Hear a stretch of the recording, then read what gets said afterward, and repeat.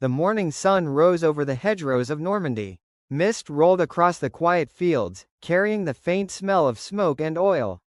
For a moment, everything seemed peaceful. But beneath that calm, death was waiting. Sergeant Karl Weber wiped his goggles with a gloved hand. He was inside his Tiger tank, the pride of the German Panzer forces. Thick armor, an 88mm gun, a beast built to destroy everything in its path. Inside the cramped metal shell, his crew prepared for another day. They were veterans, confident. For months, they had crushed every Allied tank they met. To them, the Shermans were nothing but burning wrecks. Karl smirked. "Another day, another hunt," he said. The gunner, Otto, laughed. "The Americans send toys to fight us."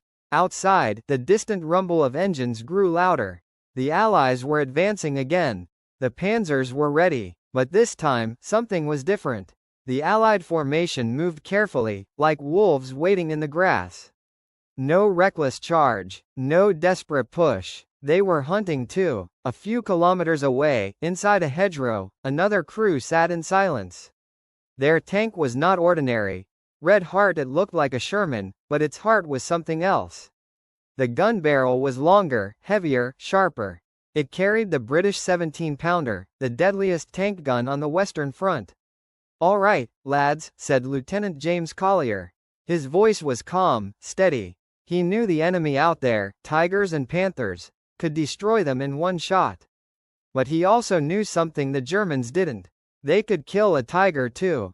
James raised his binoculars, scanning the open field ahead. Through the smoke, he saw a flash of gray steel, a tiger moving slowly along the road. He whispered, "Target spotted, 1,200 yards, moving east." The gunner, Corporal Evans, adjusted the sights. "Got him," he said, breathing slow. The loader shoved a 17-pound shell into the breech. The sound echoed inside the turret, metallic and deadly. James lowered his hand. "Fire!" The Firefly roared. The shell cut through the air with a scream. A second later, impact.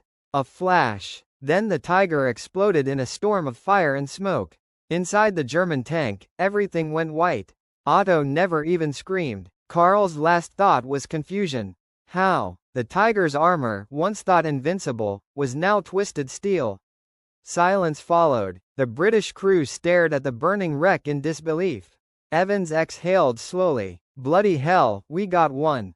James nodded. "That's one less beast out there." For the first time, the hunters had become the hunted.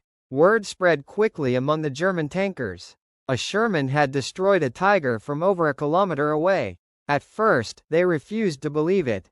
But then more Tigers started burning. More crews never came back. And soon, whispers began in the Panzer ranks. "There's a new Sherman, with a long barrel, that kills Tigers." That night, in a small farmhouse near Caen, Karl Weber's surviving crew gathered around the lantern. They had escaped their burning Tiger by miracle. Their commander was gone. They were shaken. "Did you see that gun?" one asked. It wasn't an ordinary Sherman. It was something else. The mechanic, Dieter, said quietly, "They call it Firefly." The name spread through the room like a ghost. Outside, the rain fell. The war was changing, and the German tankers, once invincible, now feared the dark. The smoke of burning armor still hung over Normandy. The fields were black, littered with twisted steel. And yet, the war moved on, inch by inch, hedge by hedge.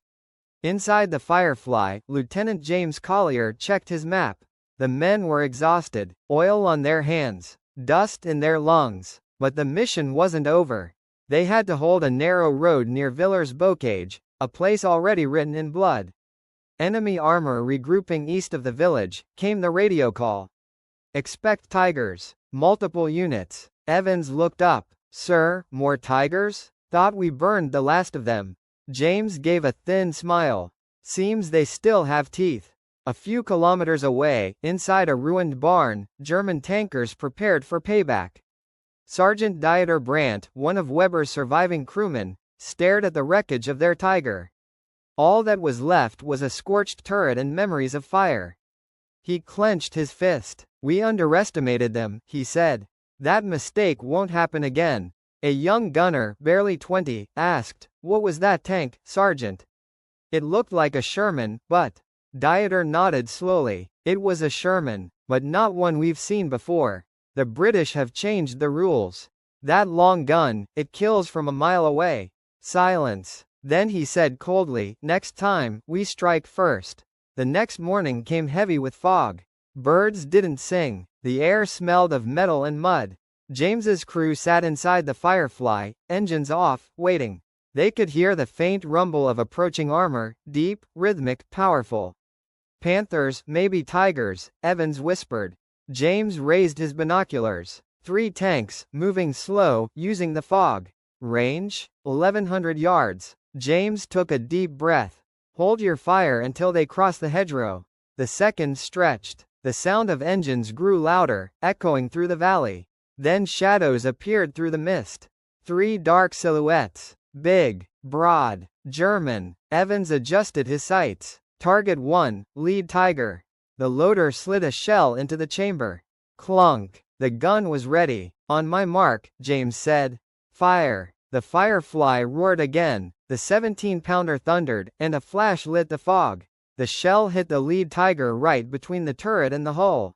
A burst of flame erupted. The tank stopped dead. The second Tiger turned its gun toward the flash. Fire. There, shouted Dieter. The German shell flew, a streak of light through the haze, and smashed into the dirt beside the Firefly, throwing mud and shrapnel across the hull. Close one, yelled Evans. Loader, next shell. Loaded. Target 2, left flank. Fire. Another blast. This one punched through the Tiger's side, and it exploded, throwing a black tower of smoke into the air. The third German tank backed away, trying to disappear into the fog. Inside the last Tiger, panic spread. They're ghosts. We can't see them. Find the muzzle flash. But there was none. James had already moved. Evans, rotate 10 degrees left. Move us 50 yards back. Let's make them guess. The Firefly crawled backward into new cover. Moments later, another German shell whistled past where they had been. Missed again. James whispered, now we hunt. Through the narrow periscope slit, he saw the last Tiger turning broadside. Range, 900 yards.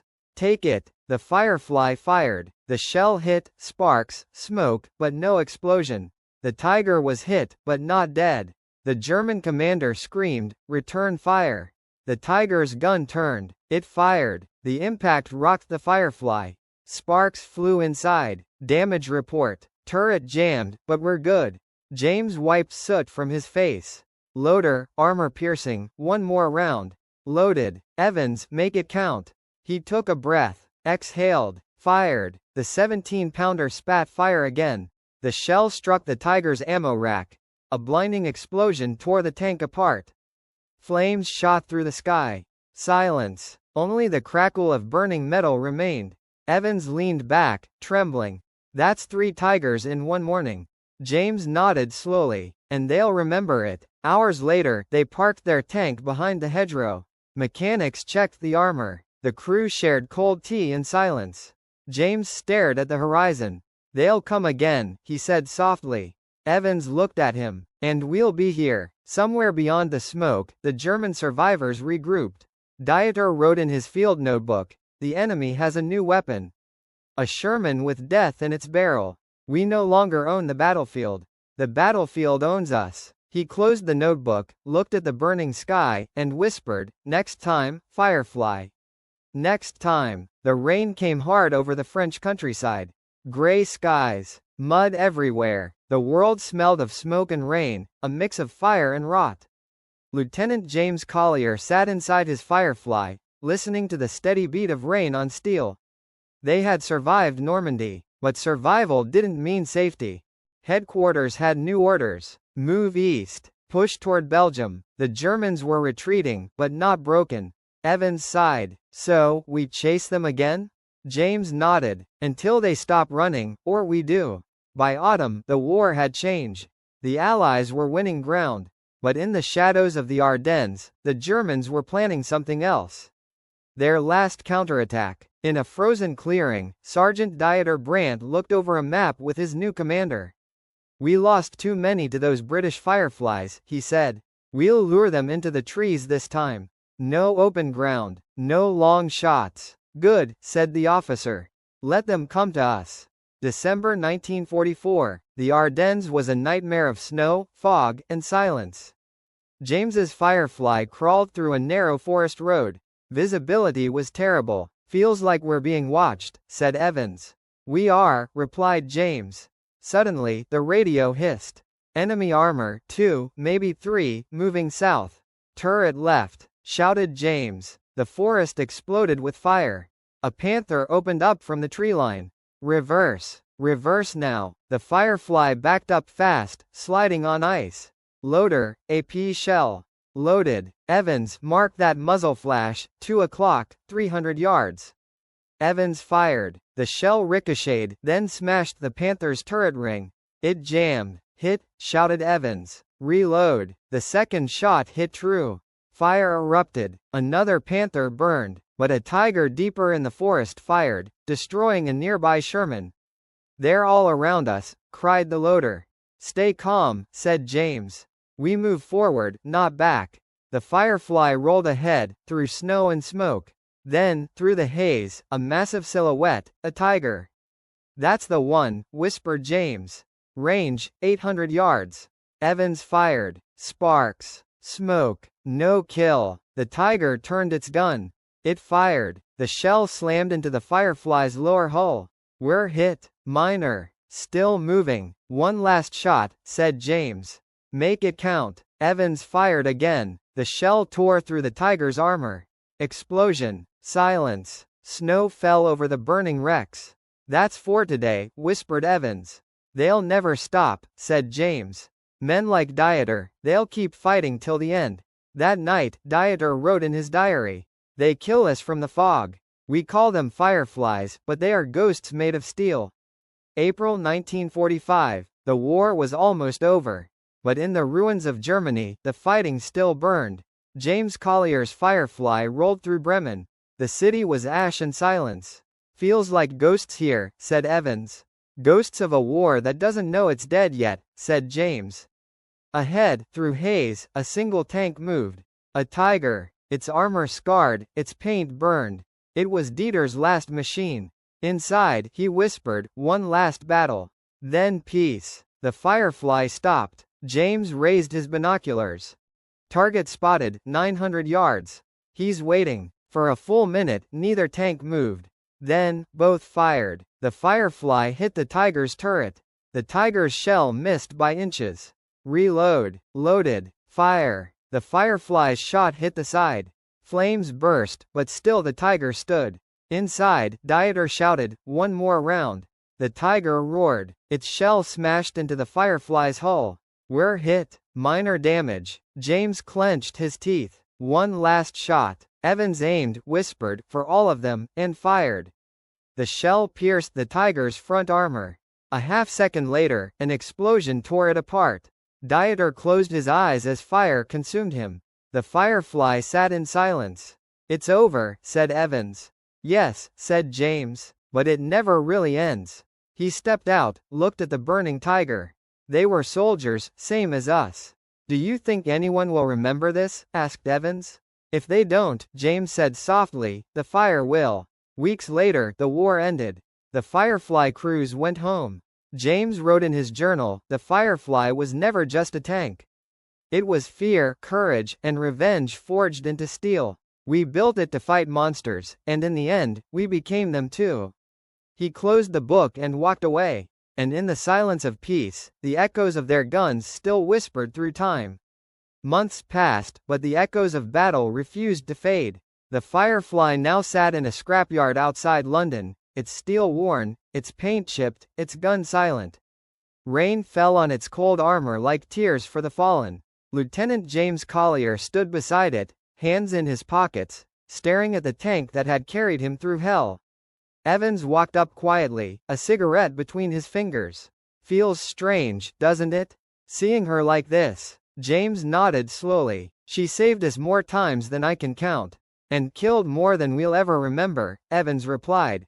Silence hung between them. In the distance, children played on the street, laughing. The war was over, but the world didn't know what peace really meant. You ever think about them? Evans asked. The ones we fought? James looked at the gray clouds. Every night. Faces I never saw. Voices I never heard. They burned like we did. Evans flicked away his cigarette. Maybe that's what war is. Fire feeding fire. They stood in silence again, the wind whispering through the rusted machines around them. The Firefly's barrel pointed toward the sky, as if still waiting for an order that would never come. Days turned into weeks. James tried to live like a normal man. He took a small flat in London, worked at a shipyard. When people asked about the war, but inside, the battles never ended. Every thunderstorm brought back the roar of tanks. Every sudden noise felt like a shell landing nearby. At night, he woke drenched in sweat, hearing the cries of burning men and the crackle of exploding armor. He started writing again, just as he had in France. War never leaves, he wrote. It hides in the quiet, waiting for your heart to slow down, then reminds you it never stopped. Evans visited sometimes. They talked about old times, about the crew, about the world they left behind in Normandy. I saw Miller's wife last week, Evans said one evening. She still keeps his photo on the mantel. Says he'd be proud of us. James smiled faintly. He would. He was the best of us. You ever think of going back there? To France? Sometimes, James said. To see the fields again. To see where it ended. Months later, he did. The beaches were calm now. Grass had grown where craters once were. The hedgerows whispered softly in the breeze. He found the field near Villers Bocage where they had destroyed the 3 tigers. The ground was still uneven, black scars under the grass. He knelt and ran his hand over the soil. You're all here, he whispered. Every one of you. The wind answered in silence. Far away, in Germany, another man walked among ruins. Dieter Brandt had survived the explosion that destroyed his tiger, barely alive, half burned, half human. The doctors called it a miracle. He called it punishment. He couldn't sleep without hearing the gunfire. Couldn't stand the sound of engines. The war was gone, but the memories stayed like shrapnel in his mind. He found work in a small factory rebuilding tractors from old tank parts. Every time he welded steel, he smelled the past. The fire reminded him of the Firefly. One day, he received a letter from the British Red Cross, names of Allied soldiers who had fought near Bremen. Among them, he recognized one, Lieutenant James Collier. He read it again and again. For years, he had hated that name. Now he didn't know what to feel. He sat down and began to write. To Lieutenant Collier, the letter began, "We met once, though neither of us saw the other's face. You destroyed my tank near Bremen. I thought I'd hate you forever. But time changes men. I realize now we were both soldiers, fighting for ghosts. The war ended, but we still carry it. If you are still alive, know that I do not hate you. I only wish we had met without guns between us." He sent the letter and never expected a reply. Weeks passed. Then one morning, a small envelope arrived in return. To Sergeant Brandt, it read, "I remember Bremen. I remember the smoke and the silence after. You're right, we never saw each other's faces, but we shared the same fire. Maybe that's enough. If you ever find yourself in London, there's a pub by the Thames called the Rusted Anchor. Ask for James. I'll buy the first drink." Months later, a quiet man with scars across his face entered that pub. He looked around nervously until a voice from the corner said, "Dieter Brandt?" The man turned. James stood there, older, grayer, but alive. They stared at each other for a long moment. Then, without words, James extended his hand. Dieter took it. The pub was silent except for the crackle of the fireplace. They sat, drank, and talked, not of nations, not of victory or loss, but of machines, of comrades, of the weight of memory. "Do you ever miss it?" Dieter asked. James shook his head. "No, but I miss the men who didn't come back." "So do I." They raised their glasses. "To them," James said softly. "To all of them," Dieter replied. The firelight danced in their eyes, reflecting a world that had burned and somehow kept living. Outside, rain fell over London. Inside, 2 former enemies shared a drink in peace. Years went by. Both men grew old. The Firefly in the scrapyard rusted away until only its gun barrel remained, sticking out from the weeds like a relic of forgotten fire. A museum worker found it decades later and restored it, placing it under bright lights with a small plaque that read, Sherman Firefly, the hunter in the shadows. Normandy to Bremen, 1944–1945. Children pressed their hands against the glass, staring in awe. To them, it was just a tank. But to the men who lived through it, it was everything: fear, courage, friendship, and the price of survival. One afternoon, an old man in a gray coat visited the museum. He walked slowly, leaning on a cane. His eyes stopped at the Firefly. The guard recognized him. "Sir, are you?" "Yes," James said quietly. "I drove her once." The guard nodded in respect. James placed his hand on the cold steel. "You did your duty," he whispered. "Rest now." He turned to leave but paused, noticing a small folded note tucked beside the display. It was written in shaky German handwriting, "For my friend, James." The fire fades, but the memory stays. Dieter. James smiled through tears. "It never really ends," he whispered. Outside, the sky burned orange with sunset, the same color as Normandy's dawn so many years ago. Somewhere, in the echo of the wind, the roar of engines still lived, faint but eternal.